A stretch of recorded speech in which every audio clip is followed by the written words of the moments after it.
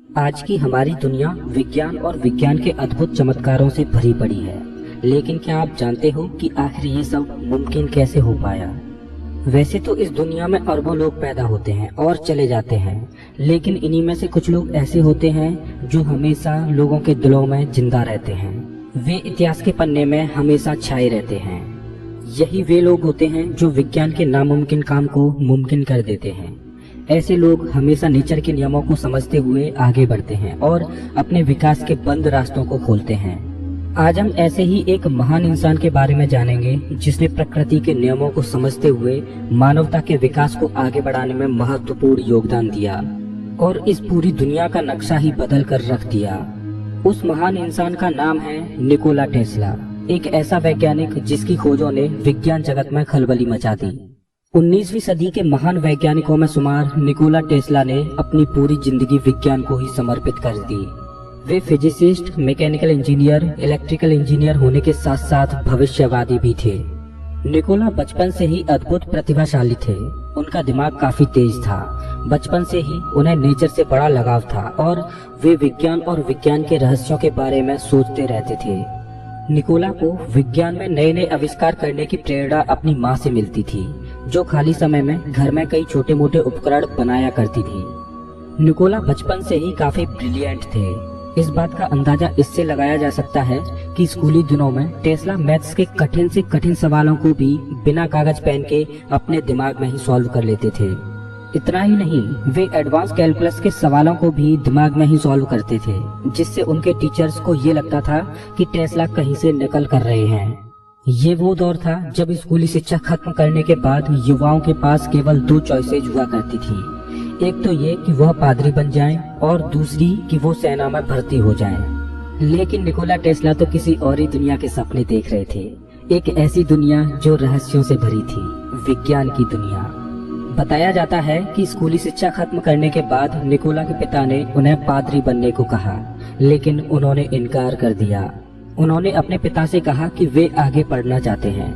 अपने बेटे की पढ़ाई के प्रति रुचि देखकर उन्होंने 1875 में निकोला का एडमिशन ऑस्ट्रिया के एक पॉलिटेक्निक कॉलेज में करा दिया, जहां उन्होंने 9 परीक्षाओं को पास करके प्रथम स्थान प्राप्त किया।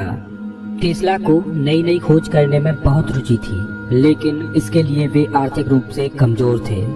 इसी बीच 1881 में उन्हें एक टेलीग्राम कंपनी में नौकरी मिल गई, जहां पर उन्होंने कम्युनिकेशन इंस्ट्रूमेंट्स में कई सुधार किए और टेलीफोन एम्पलीफायर को एक नए रूप में बनाया, लेकिन इन्हें वे पेटेंट नहीं करा पाए।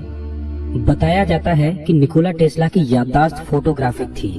वे जो भी आविष्कार डिजाइन करते उसे बिना कागज पर उतारे ही पूरा कर देते थे।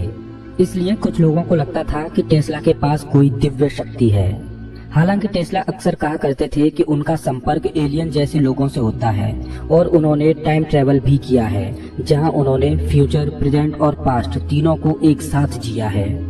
ये बात टेस्ला ने अपनी किताब माई इन्वेंशंस में भी कही है।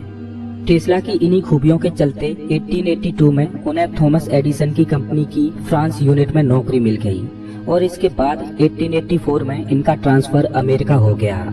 टेस्ला ने थॉमस एडिसन के आविष्कारों में बहुत बड़ा योगदान दिया, लेकिन फिर एक समय ऐसा आया जब एडिसन और टेस्ला के बीच इलेक्ट्रिसिटी वॉर शुरू हो गया।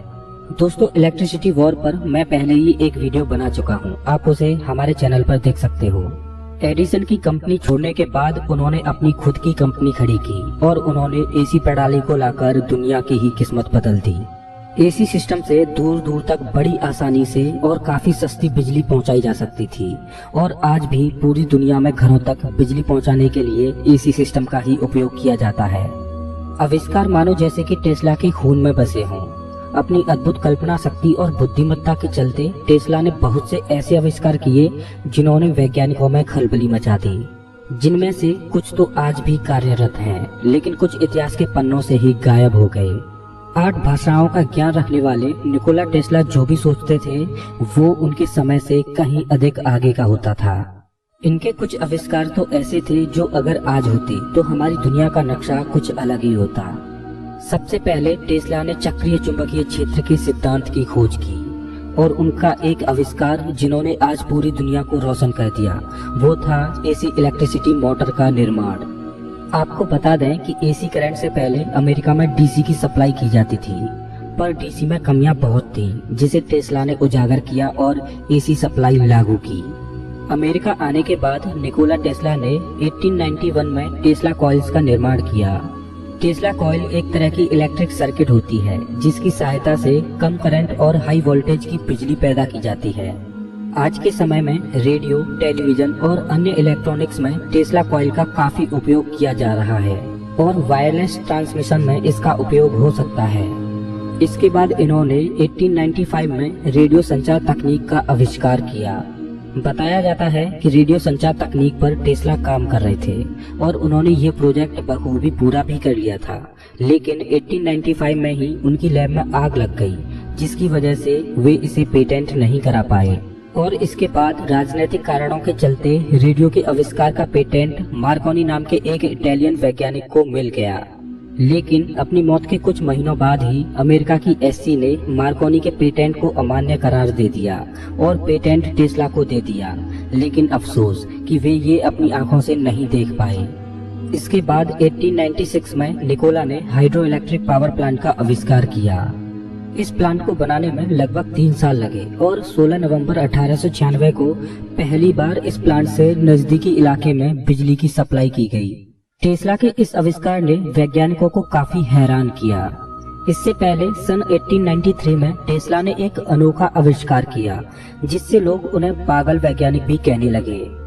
ये आविष्कार था अर्थक्वेक ऑसिलेटर। ये एक प्रकार का इलेक्ट्रिसिटी जनरेटर था जो कि हाई स्पीड से अप डाउन करता और इलेक्ट्रिसिटी जनरेट करता। एक बार टेस्ला इस प्रोजेक्ट के ऊपर एक्सपेरिमेंट कर रहे थे। उस दौरान टेस्ला इसकी पावर को तेजी से बढ़ाते गए। ऐसा करने से उनके आसपास के एरिया में भूकंप आ गया। इस घटना के बाद उन्हें पता चला कि उन्होंने एक ऐसी मशीन बना दी है जो अर्थक्वेक पैदा कर सकती है। ये मशीन मानवता के लिए घातक साबित हो सकती थी, इसलिए निकोला टेस्ला ने ये मशीन तभी तोड़ दी।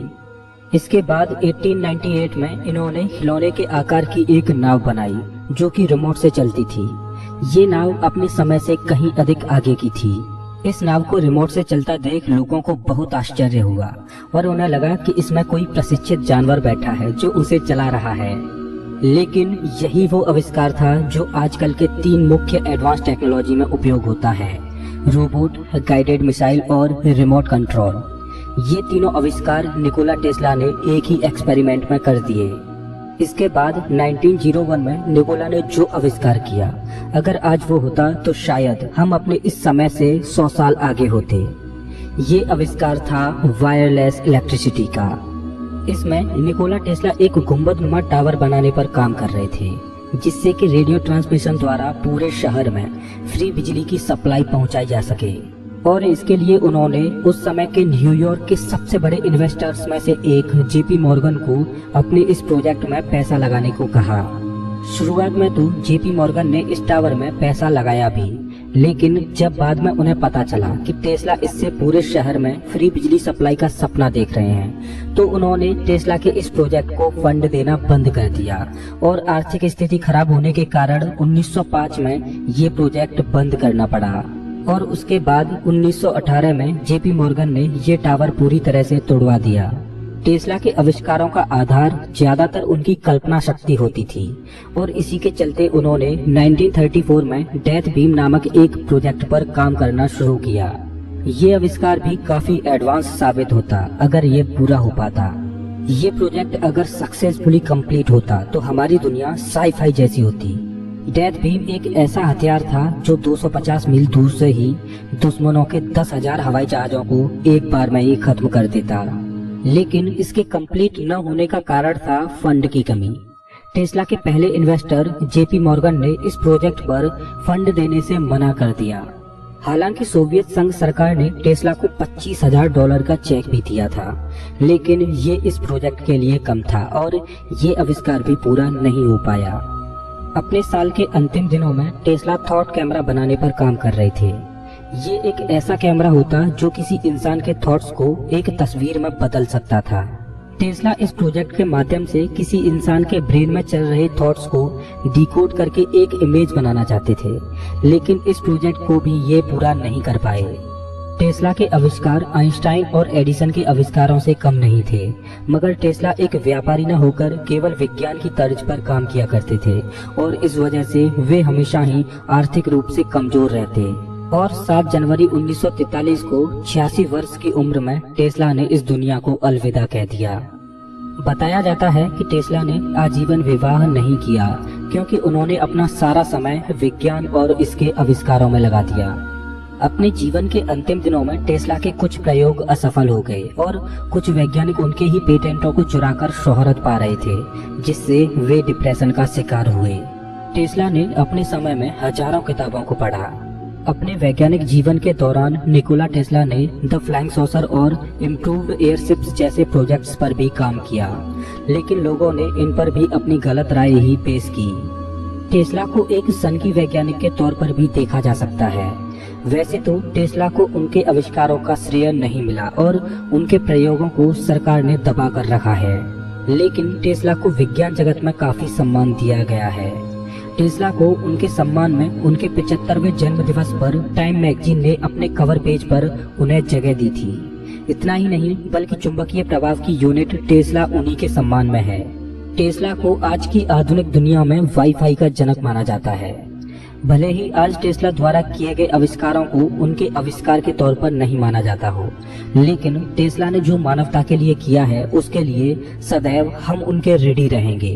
दोस्तों, अगर आपको ये वीडियो अच्छा लगा हो तो लाइक करें और ऐसे ही इंफॉर्मेटिव वीडियोज के लिए चैनल को सब्सक्राइब करें, साथ ही बेल आइकन दबाएं।